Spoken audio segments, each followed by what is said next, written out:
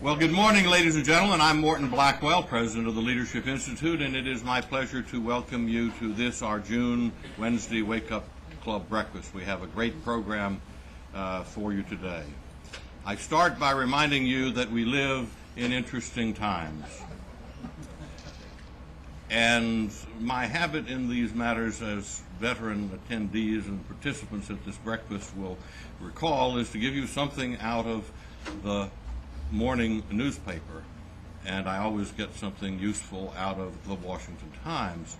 And the Times did not fail me this morning. There were several possibilities, but it was when I finally got to the op-ed pages that I found the item to mention with respect to interesting times.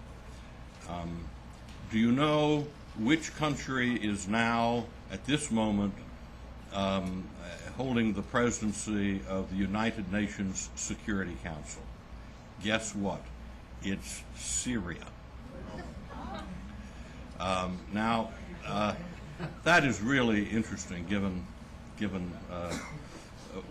what we know about the world and what we know about Syria, which of course conquered and militarily occupies Lebanon, and is host to any number of terrorist organizations, and that government now has the presidency for a month of the UN Security Council.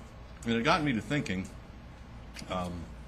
about why so many people around the world, and I've seen lots of polls to this effect, so many people around the world really want to institute a world government.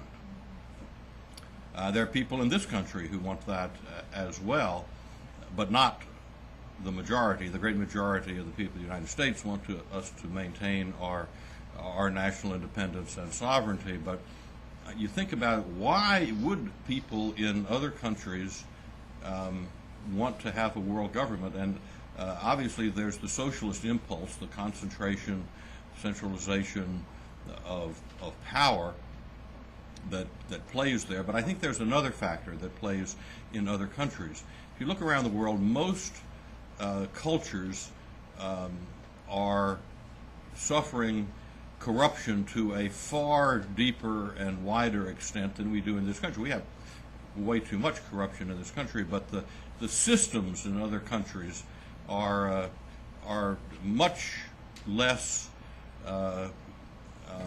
conducive to liberty and things like property rights and contract rights, and countries in the third world invariably have legal systems which are corrupt, and justice is almost impossible to get. And it occurred to me that people in these countries see this corruption all the time and think, well, it can't be any worse if we have world government, and at least the people who would be doing whatever would happen wouldn't be the corrupt people that they know who are running their own countries. I know, just a little thought, but I thought I would bring you the cheery news that Syria is head of the UN Security Council. I do have a piece of good news for you before we proceed, and that is this game ball. Ladies and gentlemen, for those who don't know it yet, let me announce to you that yesterday the Leadership Institute softball team won its game by a score of 19-12. Not much pitching on either team, but we beat NARAL, National Abortion Rights Action League.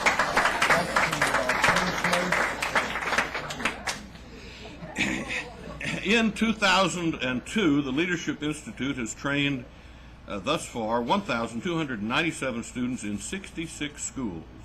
We placed 25 job seekers through our employment placement program. You have before you our 2002 school schedule, and I'd like you to take a moment to review the calendar and consider attending one of our programs or sending people who might attend certain of these programs which you have listed there before you. You'll also find a flyer on a fairly new email digest that we put out called The College Briefing.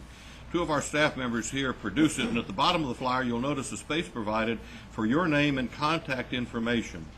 This is a free email publication, and if you're not currently receiving the college briefing, I invite you to complete the short form and leave the flyer on the first floor registration tables as you exit the building.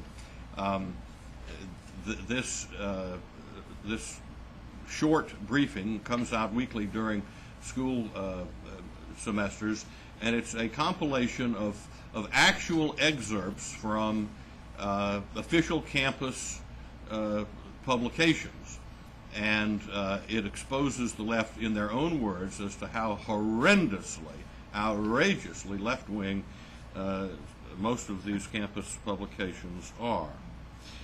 And now to give us an invocation and the pledge of allegiance, I want to present to you Michael Ute. Michael is currently an intern in our recruiting division of the programs department at the Institute. And he comes to us from Pennsylvania. He's completing his final year of undergraduate studies in political science at Messiah College. Michael is active on his campus. He serves as student body president, in which capacity he chairs the student senate and runs all of the college's student elections. And are you going to get reelected? If you're running the college student elections, you might be able to arrange that. After college, Michael plans to attend law school, where he hopes to prepare himself for a career in constitutional law. Michael Ute.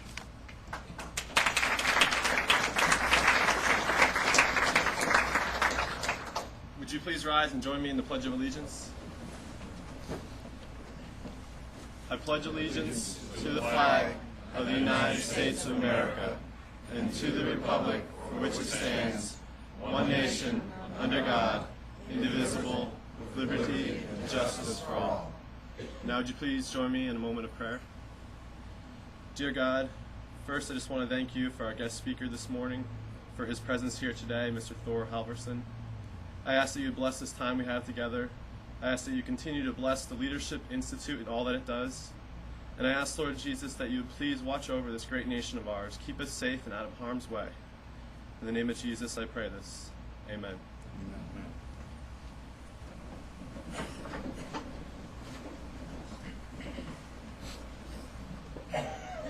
Thanks, Michael.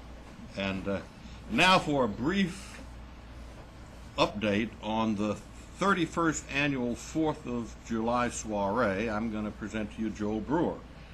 Joel is on staff here and is our intern and special projects coordinator. In this capacity, he selects and oversees Leadership Institute interns and coordinates events such as our annual 4th of July soiree. Joel recently moved to the Washington, D.C. area after having spent 2 years playing professional soccer with the Dallas Sidekicks, which followed his graduation from Southern Methodist University. Joel is a proud new husband, having married his high school sweetheart just a few weeks ago. Joel Brewer.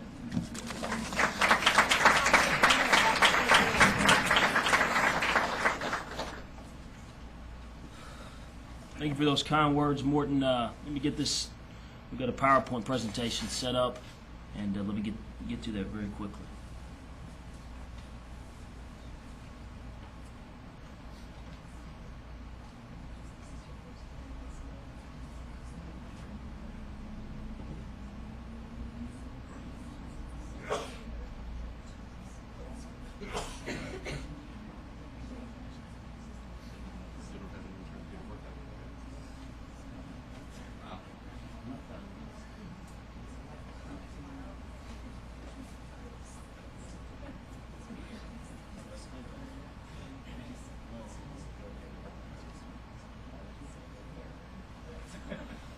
While we're getting this started, also wanted to mention that the intern class this summer has done a great job so far. They've only been here probably for 2 weeks, and especially getting ready for this Wednesday Wake Up Club breakfast this morning. I want to just publicly congratulate them. They've all done a great job, and thought they should be well recognized for their efforts.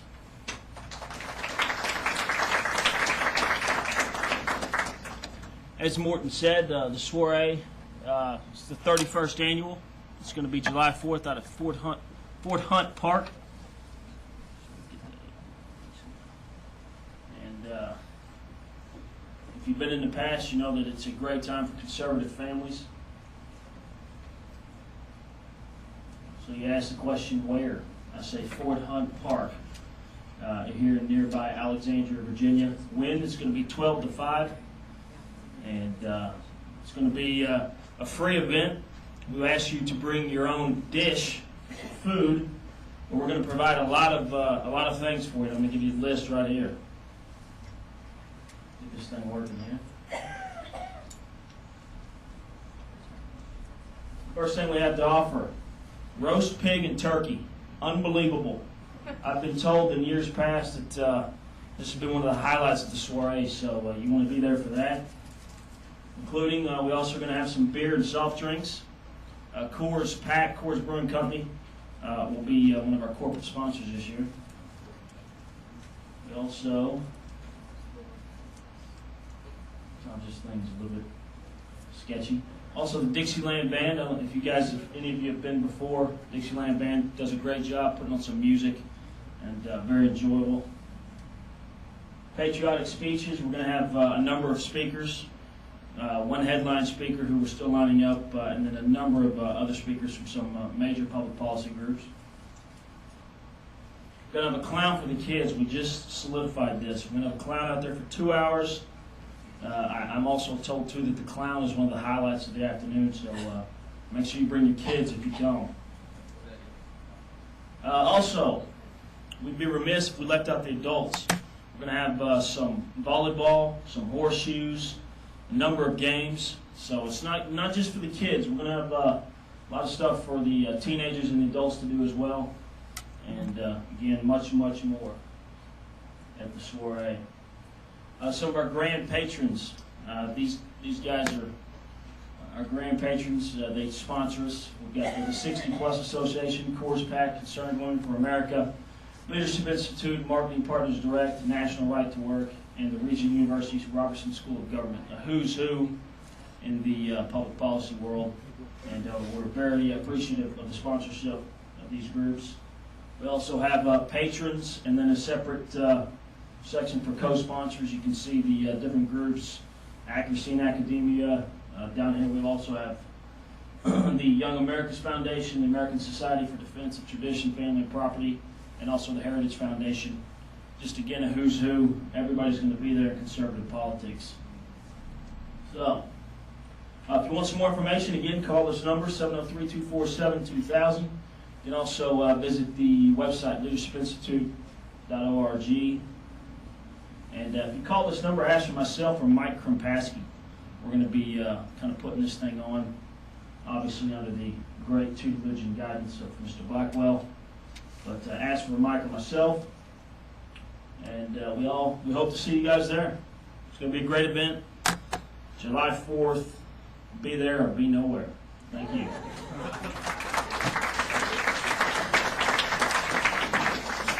Thank you, Joel. This event gets bigger and bigger year in and year out, and it's a great event. Innumerable conspiracies are hatched and furthered at the discussions at the soiree. Last year we had, I think the number was 1,530 something people came. It's a big deal, and you have a good time, and there are a lot of leaders of the conservative movement who are there, and when they're not chowing down on the extraordinary pulled pork, then they can chat with you.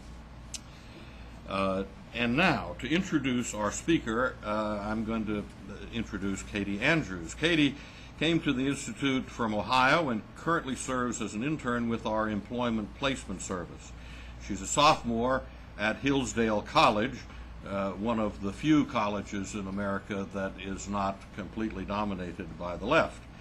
Katie is double majoring in Spanish and political economy. What an interesting term, political economy. You don't see that much these days. And she works in the admissions office at Hillsdale. Katie is a CLP student ambassador, which means she's gone to a campus other than her own to start a new independent conservative group through our campus leadership program. She sings in the university choir, and she's involved in both the InterVarsity Christian Fellowship and a Christian mentoring program for at-risk children. That program's called One-on-One. Katie Andrews.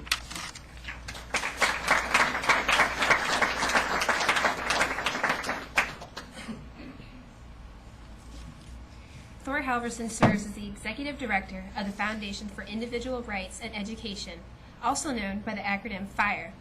FIRE is a nonprofit civil liberties coalition devoted to free speech, individual liberty, religious freedom, the rights of conscience, legal equality, due process, and academic freedom on our nation's campuses. Under the strong leadership of Mr. Halverssen, his organization fights and wins battle after battle against political correctness on college campuses today. He has been interviewed by the Yale Herald, the Dartmouth Review, and the Daily Illini student publication, and their reports on the administration's censure of the First Amendment. In addition to his work with FIRE, he has served as a paid consultant on 2 presidential campaigns. Mr. Halverssen is also the former Director of University Affairs of the Intercollegiate Studies Institute, a nonprofit organization that educates hundreds of thousands of students each year about the values and institutions that sustain a free society. Mr. Halverssen has written op-eds for several newspapers, including the Wall Street Journal and the Washington Times. He frequently appears on Fox News, MSNBC, and CNN as well. Ladies and gentlemen, Mr. Thor Halverssen.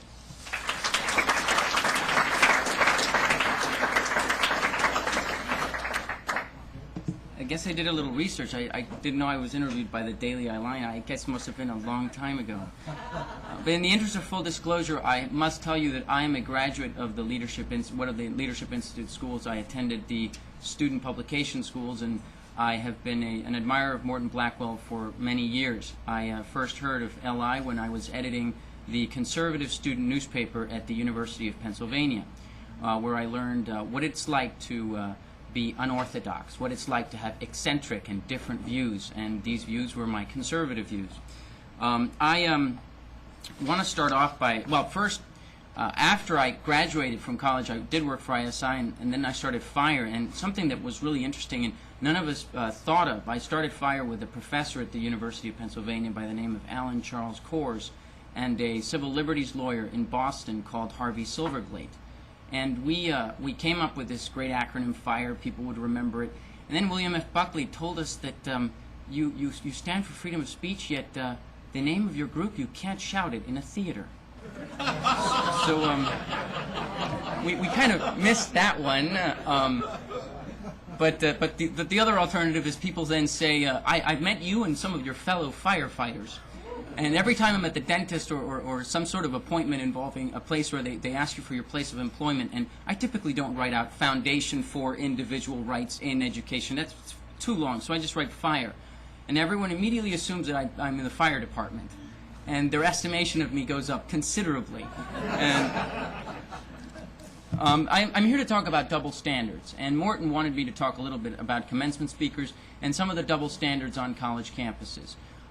It's very difficult to give you a snapshot about the ferocious assault on liberty at college campuses because it pervades every aspect, from curriculum to extracurricular activities to commencement speakers. It really, it's a very sad thing. And where it comes from the fact that the generation of the 60s, the generation that sought freedom of speech and claimed to speak about liberty for everyone and equality before the law, they actually didn't mean it. They are hypocrites. The generation of the 60s, their motto was, don't trust anyone over 30. Now that generation is in control of the universities, their motto is, don't trust anyone under 30. And so when it comes to college administrators, their contempt for actual students, for the students that LI supports on a daily basis, is as boundless as their benevolence towards students in the abstract. So we have moved at more and more campuses from their free speech movement to their speech codes, from their own struggle against mandatory chapel to their own struggle for mandatory sensitivity training, from their freedom to smoke drugs openly on college lawns to their outlawing of kegs, of beer in what is an ongoing war against disinhibited hormones, mostly testosterone. American students are the victims of a generational swindle of truly epic proportions. Too many students remain independent and critical in their thoughts and values. Most so-called minorities deeply reject radical politics, wanting above all else their share of American legal equality and bounty. Most whites do not feel guilty about their birth. Women and men, far from perceiving each other as class enemies, continue to fall in love and even write each other poetry.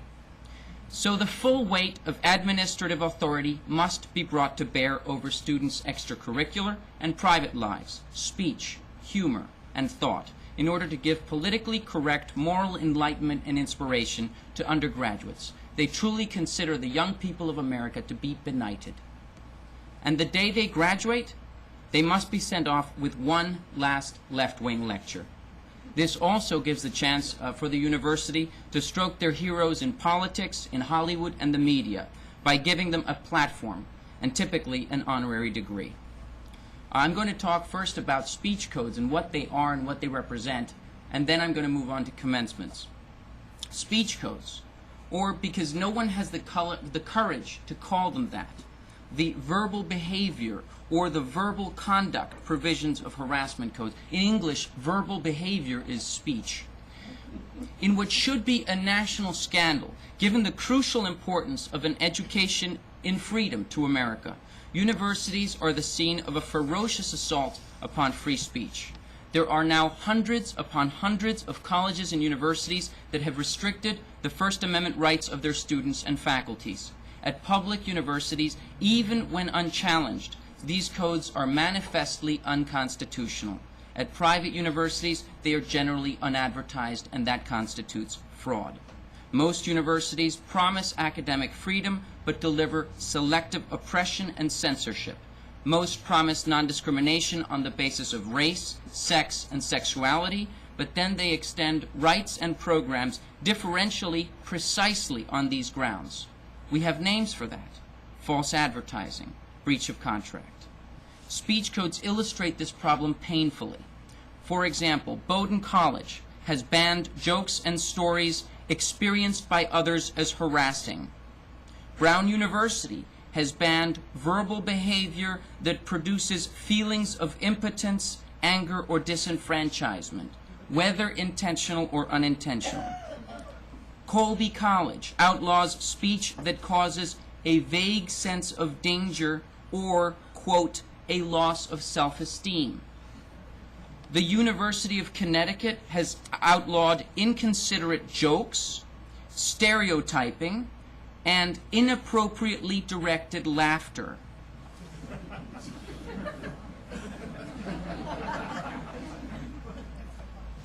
The University of Buffalo Law School limits student-free speech by the responsibility to promote equality and justice. Syracuse University outlaws offensive remarks, sexually suggesting staring, and sexual, sexist, or heterosexist remarks or jokes. The University of Maryland criminalizes idle chatter of a sexual nature and take your lawyer to the cafeteria, and Morton gets some liability protection, holding or eating food provocatively. West Virginia outlaws all of these, but it further instructs its incoming students that they must use, quote, language that is not gender specific. Instead of referring to anyone's romantic partner as girlfriend or boyfriend, you must use positive generic terms such as friend, lover, or partner. Speech codes are inherently illiberal, but they become even more wicked by virtue of their intended and systemic double standards in practice. Speech codes have created an arena of double standards, of arbitrary, partisan enforcement, and of the raw use of power to enforce a political agenda. Even if they govern by self-censorship and fear, they govern by a double standard of self-censorship. In a nation whose essential soul, and indeed in a society where the lived rights of the unpopular depend absolutely upon equal justice under law, The double standard of speech codes at our universities are teaching the worst possible lesson, that one's freedom depends upon one's local power. So Christian students are asked to bear the insults of a sculpture by an artist called Andres Serrano, and he titled it this. It is a crucifix immersed in his urine that is called Piss Christ. These Christian students are asked to deal with the obscene feminist portraits of the clergy that Serrano has made. The signs that read, keep your rosaries off our ovaries at pro-choice rallies in the name of freedom of speech and expression. No one imposes sanctions on violations of civility by pro-choice demonstrators, nor should anyone. This is a free country. Universities understand full well when it comes to the free speech of so-called progressives that there are passions when it comes to open expressions. But how then do they dare ask for civility to protect progressive groups from the passions of others? Has anyone ever been found guilty on a college campus of harassing an evangelical, harassing a conservative? Not in my experience. On the one hand, Robert Mapplethorpe's homoerotic photographs that include a photograph of a black man urinating into the mouth of a white man, and Serrano's Piss Christ become the sacred icons of the First Amendment, even unto the issue of taxpayer funding. Reverse the races in Mapplethorpe's urination photograph, or immerse a portrait of Martin Luther King Jr. or of Malcolm X in urine, and I can assure you the university would close for days of conscience. Heads would roll. Sensitivity training would be mandatory, and there would be an annual week of shame on the campus calendar in perpetuity. They would call it the week that hate reared its head. In fact, of course, as anyone honest who knows anything about universities can tell you, the most common terms of racial abuse on campuses are not the crude epithets of the KKK, but instead hurtful and hateful terms, like Uncle Tom and Oreo, black on the outside, white on the inside, directed against blacks who have chosen to have white friends among their objects of love or affection. No one is ever prosecuted for those hostile terms. The feelings of moderate, religious, or assimilationist students are given no standing whatsoever in the alleged sensitivity to pain underlying protection from free speech and free expression. You can call an evangelical a Jesus freak, or a born-again bigot, a veteran you can call a baby killer, any black with white friends an Uncle Tom, an anti-feminist a Barbie doll. It is an unconscionable hypocrisy. Education, to be edifying in a free society, must occur in conditions of liberty of expression and of equality before the law. Neither exists on college campuses today. It must also occur in conditions of respect for privacy and for conscience. That's the double standard when it relates to speech codes. Laura Bush was invited to give the commencement address at UCLA's Graduate School of Education. A group of students, faculty, and administrators began to protest even before she had declined the invitation. Quote, "We will not stand by and allow her presence to go uncontested," said one of the activists. First, they said that she had shallow credentials. Then they complained that she was, quote, "selected for her political celebrity. After all," said one administrator, "the commencement speaker should speak based on achievements in the field. Laura Bush has no merit." As many of you know, the First Lady is an educator and a librarian. She has led several education initiatives, namely Ready to Read, Ready to Learn, and Reach Out and Read. She has promoted the teaching profession. She has advocated literacy. I think that a graduate school of education may want to have a speaker who is an educator, let alone an educator who said on the campaign trail with her husband, quote, "I'm a former school teacher and I think education is the single most important issue in our country." She also said, "If we can get that one thing right, if we can make sure every single child gets a great education, it will solve a lot of our problems." The First Lady is a teacher, and a graduating class of teachers could have had the chance to hear her perspective. Instead, they made it clear that they did not want her near their school. But let's stay with UCLA. Clearly, they believe in achievement, they believe in merit, they believe in people with credentials. Past commencement speakers include the actor Rob Reiner, the actress Annette Bening, the Reverend Jesse Jackson, and Kareem Abdul-Jabbar. Now, unless Benning and Reiner and Jesse Jackson were speaking to the drama and acting school, or Kareem Abdul-Jabbar to the athletic teams, I doubt that they fit the desired criteria, exuding academic achievement. So why did they oppose Laura Bush's potential visit, despite the fact that her CV speaks for itself? Well, the issue really is who she is and where she stands politically.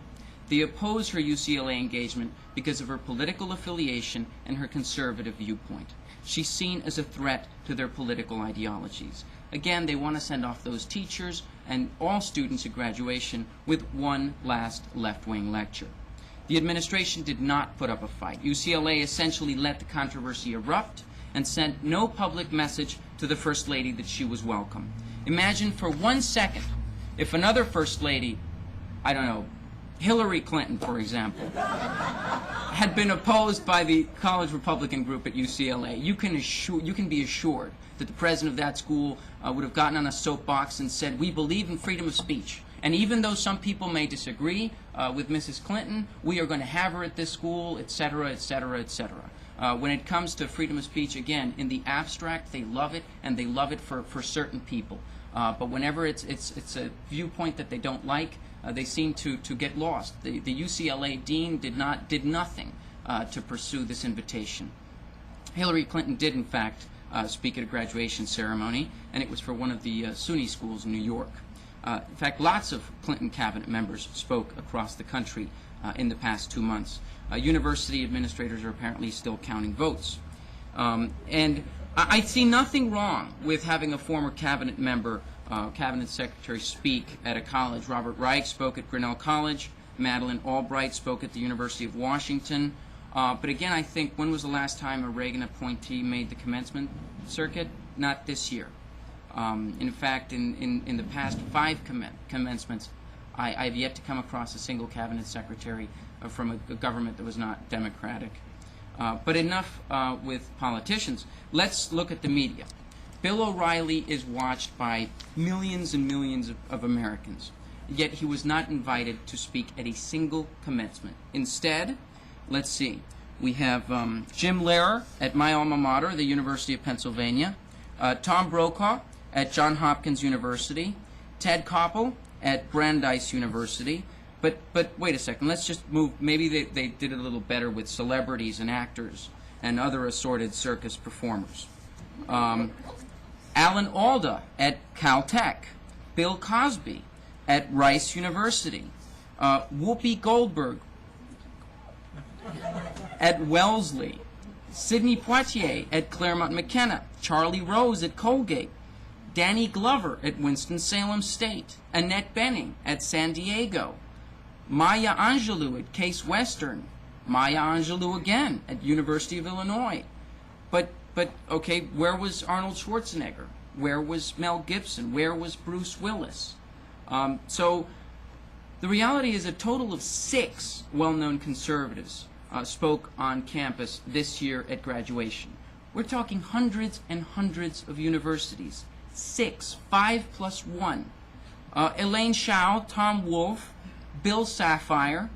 Condoleezza Rice spoke at Stanford, and that doesn't count because she was provost at Stanford. Tom Ridge spoke at Carnegie Mellon University. He was governor of Pennsylvania. Carnegie Mellon is in Pennsylvania. Karen Hughes spoke at Texas A&M. Karen Hughes is from Texas. So those last 3 don't really count, but let's include them anyway. That's a total of 6.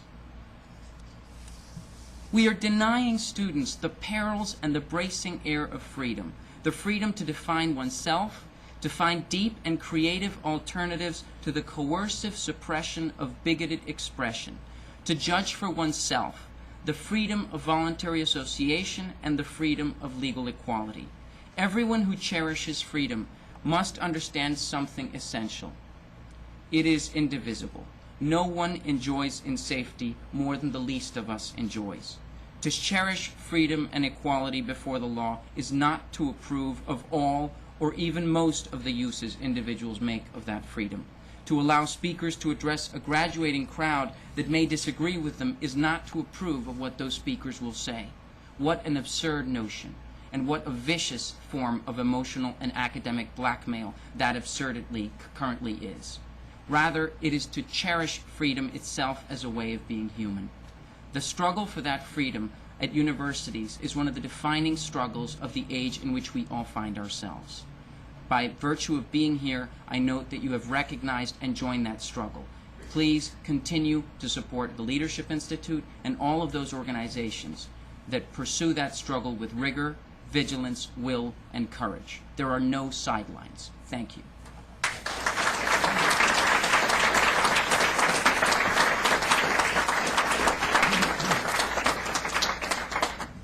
Thor, would you be willing to take a few questions? Sure, sure. Any questions for Thor? Yes. Just to add to your array of facts, America's largest private university, Brigham Young University, did have ratification of education. I stand corrected. Thank you. Make that. And that's a big percentage Yeah. increase. That's a seventh one. But,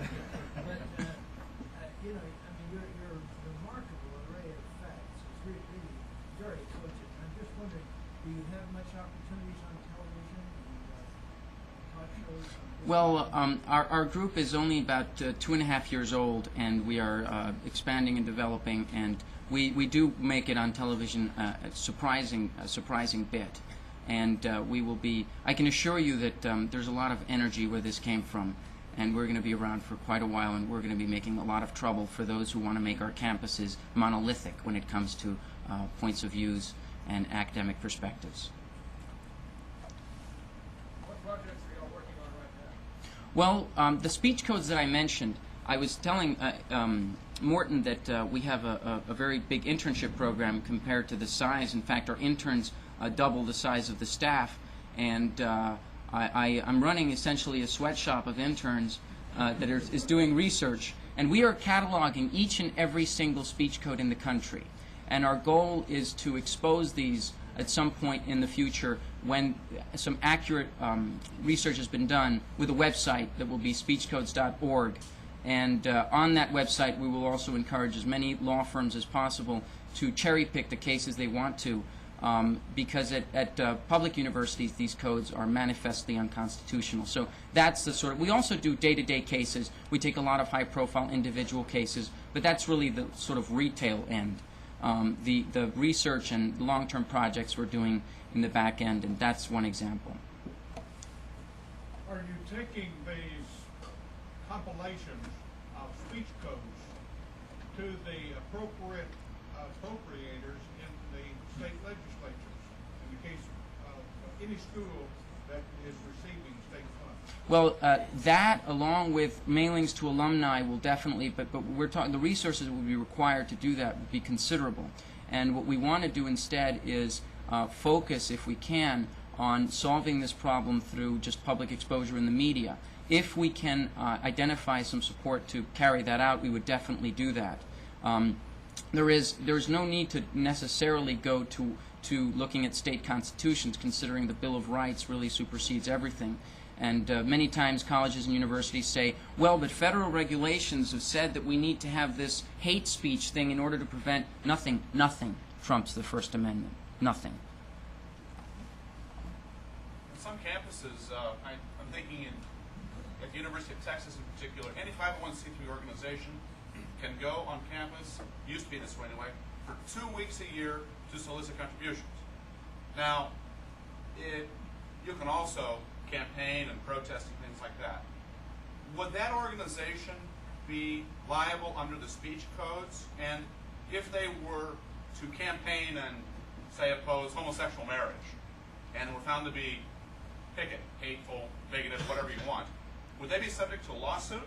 Or could they take that back against the university? No, you see, it's these speech codes, again, they're these abstractions that universities create in order to lord it over their students. Many times when I do speak on a college campus, I ask permission, considering I may be offended by some of the questions people may ask. I don't want to get them in trouble, and similarly, I may offend people, so I always ask permission as to, will the school suspend their speech code for a few moments, because I wouldn't want to get into trouble and be sent away by the thought police. But interestingly enough, Babe Buchanan gave a speech recently at Ithaca College, and it was deemed and cataloged by the School Office of Student Life as a hate incident.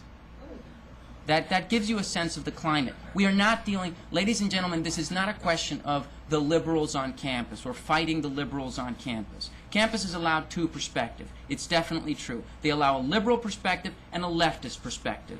What we are fighting is not liberals. What we are fighting is intolerant bigots, leftists, who have such a narrow view of what freedom is, who should be teaching at the University of Havana or at the University of North Korea or at the University of Beijing. They should not be teaching at the free universities of a free society.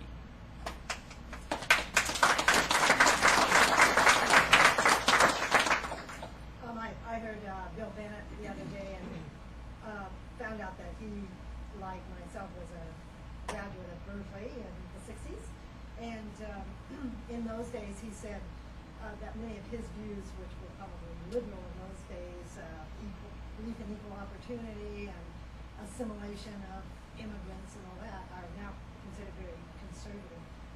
So I'm looking for a deeper reason why this is occurring among the generation of the 60s, of which I am, more than being just hypocrites and don't trust anybody under 30. I think there's deeper reason for it. I'd like to know what well, the deeper reason really is they never actually meant it.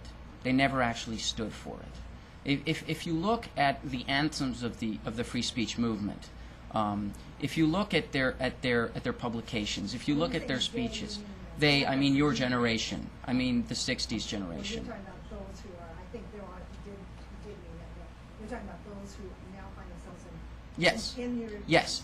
What this all comes from is a philosopher called Herbert Marcuse.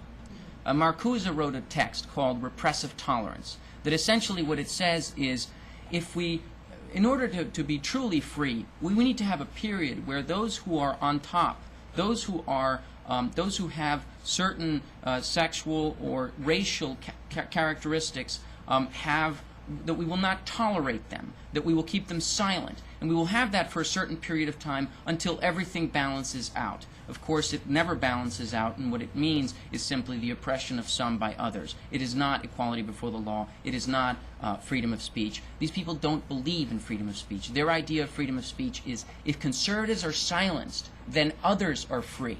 Because, for example, blacks, sexual minorities, women, they don't have, according to them, they don't have the strength in which to develop. It is such an inherently racist proposition. And anyone who tells a black student that they need to be on a campus where there is a speech code is someone who is telling them, you are too weak to live with the same freedoms that everyone else has. It is completely racist.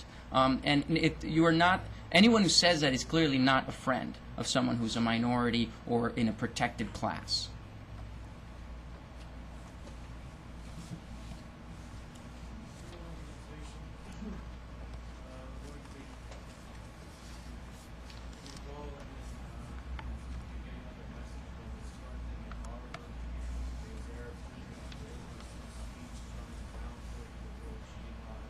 Right. Well, you know, what he's asking as to whether or not we're going to have anything to do with this speech at Harvard. There's a commencement address that's going to be taking place by a student, and the title of the address is American Jihad. And it's the head of the student Islamic group that apparently has said some very nice things about certain people who are not very nice in the Middle East. Well, no, we fully believe in freedom of speech, and we believe that it's perfectly acceptable if Harvard wants to have a hateful speaker speak at commencement, that they should. And we believe that you meet speech you don't like with more speech, with moral witness, and with coherent arguments. You don't try and do what the leftists on campus do, which is silence the other side and try and not let them get their message out. And if anyone says, well, how do we solve this problem of commencement speakers, it's very simple. And I think Morton Blackwell is going to have a big role in that. And that is getting as many students as possible. Commencement speakers don't fall from the sky. And they're not necessarily just invited by the university, one person. It is usually a committee of students and faculty that get together and they decide who gets the honorary degrees, who gets to speak on the campus, and so on. And who gets to go on those committees? Well, it's the same resume rats that for 4 or 5 years have been running the rest, have been running student fees, have been dealing with student government and pushing their own agenda. And we know that they never do it with content neutrality. So the idea is, well, if you really want some balance with speakers on the campus, one is to expose the issue. One is to beat the drum on the college campus. One is to get the mainstream newspaper involved with, be it through letters to the editor or something like that, and then to try and get people on the committee that selects. And if they say, no, you can't be on that committee, you say, so are you saying that you're not going to allow conservatives on the committee? And then you create something out of that. And you constantly make reference to, and you appropriate the terms that the left uses. Diversity, pluralism, genuine pluralism. We want a campus where all sorts of views, right? And you ask them, right? You are committed to a plurality of opinions, aren't you? I can assure you that in those terms, college administrators and presidents would say, of course we are, certainly. And they like to have, on occasion, a conservative that they can point to and say, you see, we really are pluralistic. We have one right here. It is when people try and go under the radar screen and figure, no, don't declare your politics. Don't stand up for who you are. They will always figure you out, and they are always, if they get an opportunity to, going to discriminate against you. The moment, a lot of students say to me, well, what do I do about grades? I'm being graded down. Should I just, should I just repeat back to the professor what he said in order to get a grade? And I say, no. If you disagree with the professor, go up to the professor the first day of class and say, Professor such and such, I take it that you have no problem teaching students whose politics you despise. And then say, I take it that according to the AAUP, the American Association of University Professors guidelines, you are going to grade fairly, and that you're going to treat me with the same level of respect and tolerance that you treat students that you agree with. That professor will, for the rest of that semester, be very careful with that student, will grade that student fairly. Because if anything goes badly, that student can say, well, I asked the professor if he would grade me fairly, and he didn't.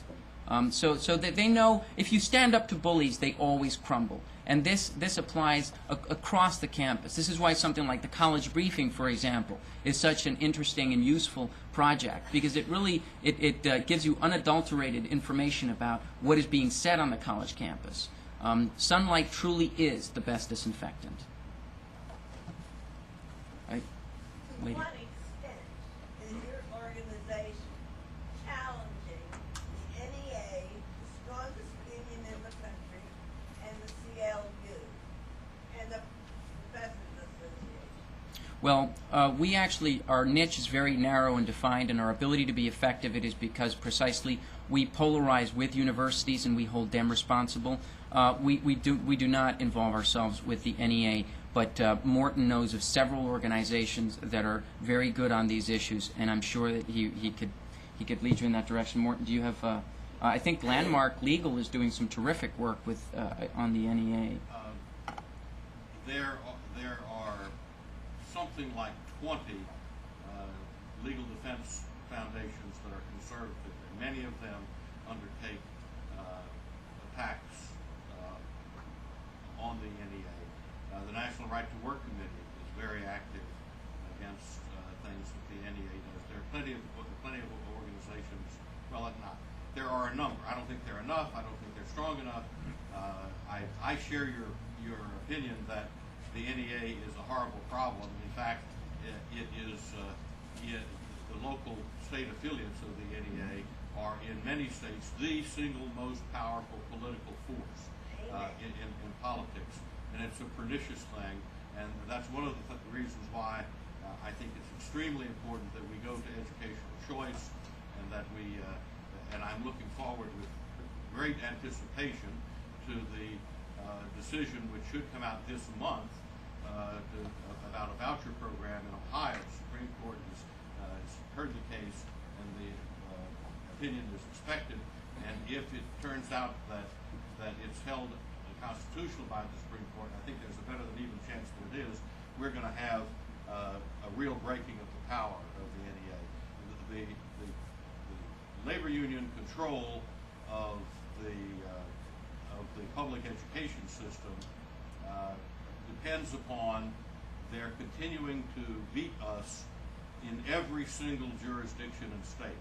Because if one big city or one state gets fully implemented an educational choice system, then the dam will be broken, because the results will be excellent, and all of the horrible things that the NEA and the American Federation of Teachers and others have been pushing, all these arguments that it would be a horrendous disaster and education would decline, all of that will prove to be nonsense, and we're going to, that's, I think, the best hope we have to get the NEA is to destroy their monopoly position. May I pursue that still further? What suggestions do you have to us as taxpayers whose monies are being used to support these colleges to get to the Secretary of Education, who is implementing the educational program and disseminating these funds? We as taxpayers need to fight this. These are parents and children who are going to those schools and are being... Well, since Thor honored me by referring your previous question to me, I will return the favor and ask Thor to answer your question. No problem. Well, what can you do as taxpayers? Well, one, I guess you can definitely. I would place as many calls as you can. That the Department of Education has a new Office of Civil Rights director called Jerry Reynolds, who's actually very, very good, and I think a lot of things will change because of Jerry Reynolds' presence. I would definitely place as many calls as you can and make as much trouble as you can at the local and at the national level. Our model of firefighting, if you will, deals with getting as much media attention as possible, and I think that one of the most essential elements for that is to communicate the problem as simply and without bringing in partisan politics at all. But making it one of a question of fairness and making it one a question of human decency and liberty rather than one of my side or your side. I hope that helps. Let's take Sure. 2 more questions. Okay, sounds good. I remember Marymount University right here in Arlington had Chief Justice Rehnquist, but I can't remember who appointed him. So who appointed Rehnquist to the court? Huh? Nixon. Nixon, Richard thank Nixon. you. So there's one more. Oh, okay. Okay. Well, we got 8. Do I hear any more? This year, yeah, just in May, and yeah, he gave a fabulous speech. Yeah. You were there? Yes, I was there. Marymount University.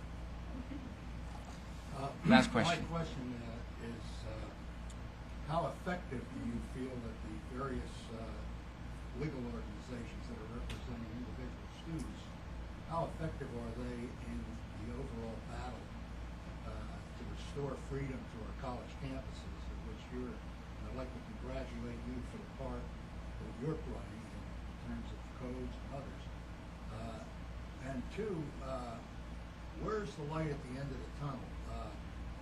What do you see as the future for the leadership or the administration of our institutions of higher learning throughout the country? This is a terrific question. Yes, absolutely. Well, you see 2 things. Much like occurred during the Dark Ages, and much history has shown that when something is corrupted, when something does not function and it does not fulfill the role it is supposed to, there will be other places will come up. If you look at academia not from the perspective of teaching students, but instead as research entities, academia no longer really fulfills a role of research entities. People don't go and find a study on this economic issue. They don't go to Harvard.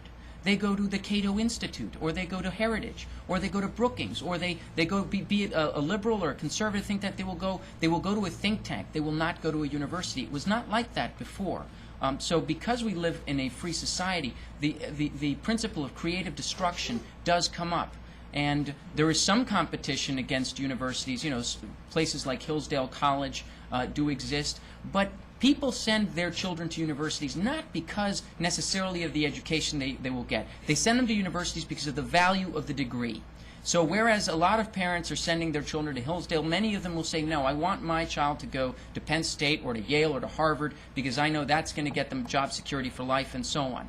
So the question is, there has to be a lot more trustee involvement. Trustees have a fiduciary duty to colleges and universities. They are not fulfilling that duty. They need to feel the pressure of that. They need essentially to understand that they are delinquent in their duty, and that history will define them as such. Nobody chooses the moment into which they are born. But once you are there, we're all here, and this is what we have in front of us. We're one generation away from losing freedom, and we are teaching young people at universities that freedom doesn't matter, that you can live with these policies, that free speech doesn't matter in the least. This goes into society at large. Diversity training and all that sensitivity stuff that you hear corporations getting, all that liability stuff on the basis of harassment, all of that began at universities. In 1982, 4 universities had sensitivity training with a racial or sexual component. Today it's about 85% of universities. It shows you that there's a trend going in one direction. And how do we defeat that? By going in the opposite direction, by organizing and by continuing to fight. Is there light at the end of the tunnel? I did not come here to speak about FIRE's work, but I'll tell you that in 2 years of existence, we have given them a run for their money. In terms just of the judicial systems on college campuses, which operate as kangaroo courts, we saw from when we first began, we were unknown. The most recent meeting of the Association of Student Judicial Advisors, which is kind of like the College Inquisitions Association, at their last meeting in February, where about 1,000 college administrators got together, they had 4 panels on how to deal with FIRE. 2 panels on due process, which is a term that these people don't understand. On speech codes themselves, all it typically takes is a 34-cent stamped reminder. We send them a letter saying, look, we are going to take your case public. We are going to make it hurt. You appeal to their careerism. Most college administrators are not ideologues. They are careerists. They want a better job. Maybe back in their minds they're like, yes, I believe this and that. Yes, I believe, but they want a better job. What they always prefer is a college or university campuses that has peace, where no one is making trouble, there's no controversy, and they can move on to the next job. This is why college Republicans is not a good idea. This is why having anyone that causes, God forbid, on a college campus, debate and discussion, that causes a problem. What you do is you turn the tables on them, and you say, okay, we are going to go to your alumni. And those lists, as you full know, by getting their solicitations, those lists include the names of all sorts of people. You start writing to them. You start writing to the top donors. You write good letters that say, this is what's going on at your alma mater. I can guarantee you that the president will address the situation. And if you stay on them, they will reform. We saw this at Tufts. Our first big case, they had banned the Christian Fellowship at Tufts University. Of course, in their speak, it was the Tufts Christian Fellowship has temporarily been derecognized from pursuing activities on campus. They may appeal this decision and more of this doublespeak. It was very simple. Our press release was Tufts bans evangelical Christianity. They listened to that sort of stuff.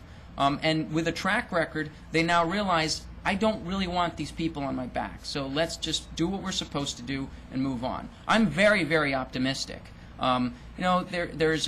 We've done maybe about 1% of what needs to be done. So in my view, we've got them licked. If we were able to do that 1%, we can continue. And like I said, the more you support other ideas on college campus, just to keep those ideas alive, the better it is. So every cent that you send to the Leadership Institute goes toward that goal. As far as the public interest law firms, I don't think there are enough of them. I think that the resources are spread all across the country because they're dealing with everything. I'd love to see 1 or 2 public interest law firms that are dedicated exclusively to individual rights on college campuses, and that's a goal that I'm certainly working toward and trying to see if I can find 1 or 2 that is willing to refine their mission and focus more narrowly on that. So thank you very much. You've been a wonderful audience.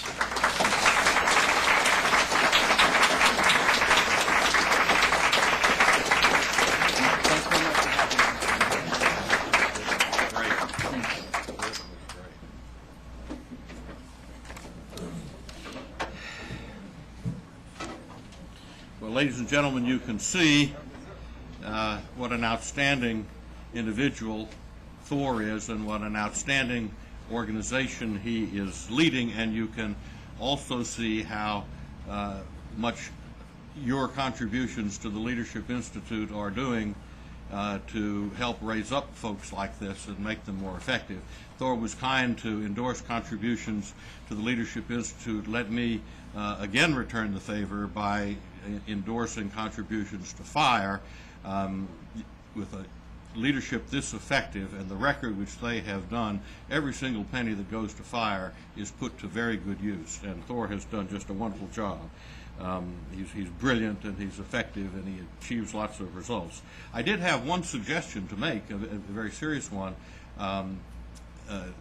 The idea of conveying, of making an issue politically of the speech codes that are promulgated at state universities is not something that FIRE is necessarily geared up to carry the ball on, as Thor indicated. That may be something for the future. But meanwhile, one thing which you might try, Thor, is to collect speech codes by state, give them to the American Legislative Exchange Council, and just ask them to ship it out to the conservative state legislators who are their members in the respective states, and let them carry the ball. It's a great way for you to get leverage. Many of you remember the incident at the University of Mexico, which got extraordinary publicity after September 11th. A little girl named Sarah Hunt, a graduate of the Leadership Institute and a leader in one of our campus leadership program groups, which, by the way, there are now 240 of them. She called us with this horrific report that a professor in a freshman history class had told his class on September 11th that anyone who can blow up the Pentagon gets my vote. And she was shocked and horrified and called us, said what to do. And my response was, sunshine is a great disinfectant. Let us work with you with a news release. You take it showing moral indignation to the local state news media and to the wire services, and also take it to a state legislature. And I had not met Sarah, and I gave this advice to her through one of our CLP staff, and she took the advice and had great success both with the media and with the conservative state legislators, to the point where it was an uproar in New Mexico. This was a state university, and the results were rather dramatic.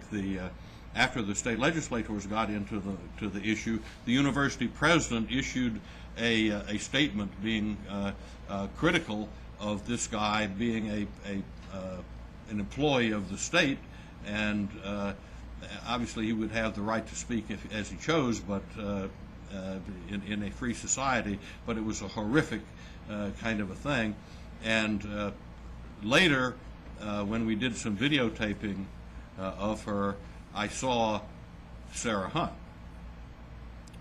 Helen saw that video footage last night and says, Morton, she's a doll. And she is. And little did we know that Sarah Hunt was a former Miss Northern New Mexico, and she is just as cute as a bug's ear. And I could see she had great effect as she went into the legislators and to the news media and the wire services, boiling with indignation. It no doubt increased their vigor. Thor, as a token of appreciation and as a little memento for our visit, it's my pleasure to present to you an Adam Smith tie. Thank you. Leadership Institute. Thank you very much. Thank you. Really good stuff.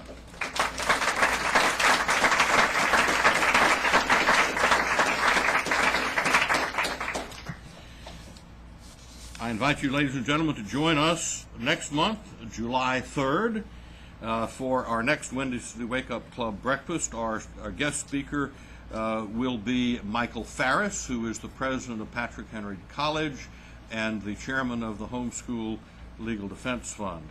And I know there are guests here who would like a tour of the building, and we always offer them after these breakfasts.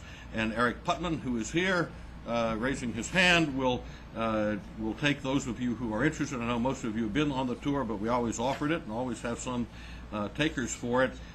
Eric will take you around, give you a full tour of the whole shebang, and he'll depart shortly after we adjourn, and we hereby adjourn. Thank you very much.